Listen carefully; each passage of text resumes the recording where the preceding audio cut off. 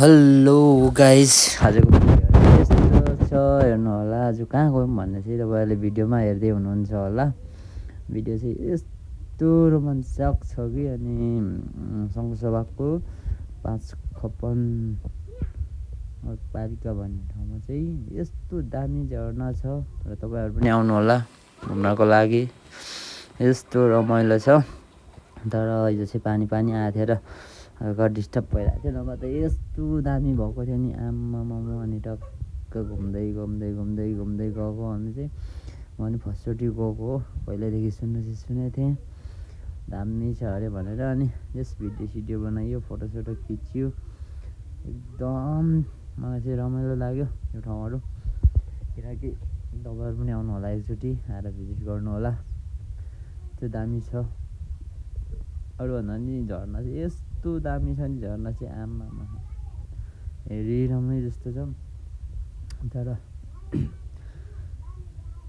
अति रमाइलो लाग्यो भने फोटोसोटो भिडियो आफै खिच्दैछु अनि टक्क भिडियोहरू बनाउँदै।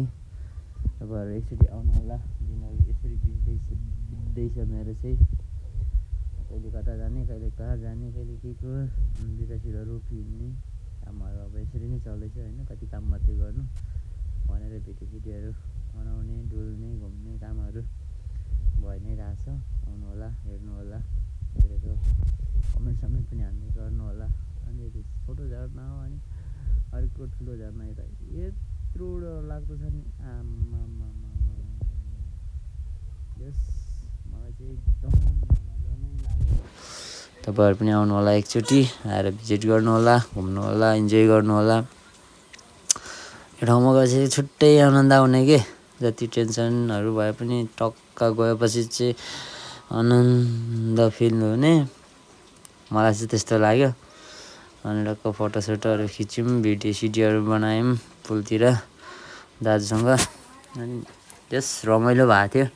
तर बाटोमा अलिकति बाटो पनि ठिकै छ, एकदम राम्रो छ, गाडीहरू गइरहेकै हुन्छ। अनि झरना यस्तो दामी लाग्यो मलाई चाहिँ। मेन कुरो चाहिँ झरनाको एउटा जान। अनि साथीहरू यस्तो पौडी खेलिरहेको थियो त्यहाँ। पौडी खेल्नु चाहिँ खेलिएन हामी, चिसो खेल्नु त मन लागेको थियो, तर चिसोले नसकेको। अनि बिन्दास पारा भयो झरना हेर्दै, फोटोसोटो खिच्दै, भिडियो बनाइयो। यस एकचोटि तपाईँहरू जहाँदेखि हुनुहुन्छ आएर भिजिट गर्नु होला। मलाई चाहिँ त्यही